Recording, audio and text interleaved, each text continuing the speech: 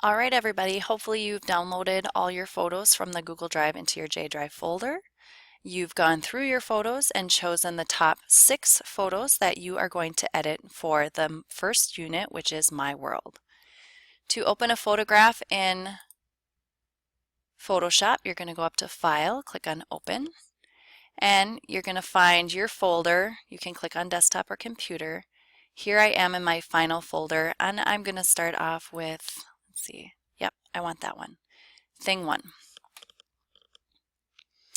Hopefully you have your desk space set up by watching that first video on Introduction to Photoshop, so you have a little familiarity with the images on the right, your toolbars on the left, your main bar, and your option bar. The first thing you should do when you bring in a photograph is to crop. Cropping is the 5th tool down on the left-hand side in the toolbox. I'm going to crop. I want to get rid of a little bit of this background distraction back there. And I want to really focus on, this flower, or maybe these 3. I don't want to crop when it looks unrealistic in size. So think about the size and how photographs usually look. Don't make them super narrow or super wide. Think of a rectangle and try to use that rule of thirds grid. I want this one to be my main focus. Gotta get rid of that background. Maybe I gotta really zoom in. It's best if you can zoom in on your camera so then you don't have to crop so much. Sometimes it gets a little pixelated if you crop so much. How's that? We'll try it. Once I have whatever I want to crop inside the square, I'm going to hit Enter on my keyboard, and there's my cropped photograph. I can use the navigator a little bit to zoom in.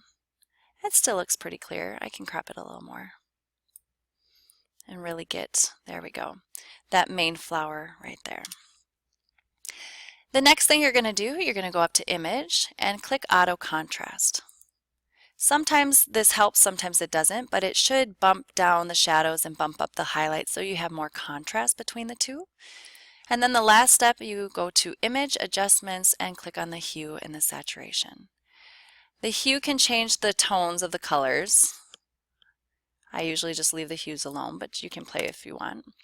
The saturation I usually bump up to 5 or 10 just to give it a little bit more of a brightness in the color.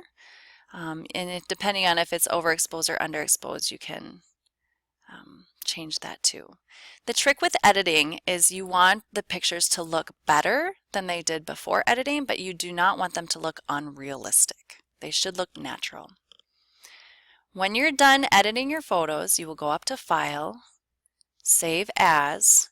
You always want to keep the original, and so I make a new folder and I call it Edited Photos. And in here, I'm going to call it Thing 1. It's going to be a JPEG format and press Save. If you receive this option, you can always just say OK. But that is how you're going to go through and choose your final 6. You should have, at the end of the unit, 6 photos that you've edited using the cropping tool, the hue and the saturation, and the auto contrast. 2 things, 2 people, and 2 places. Have fun!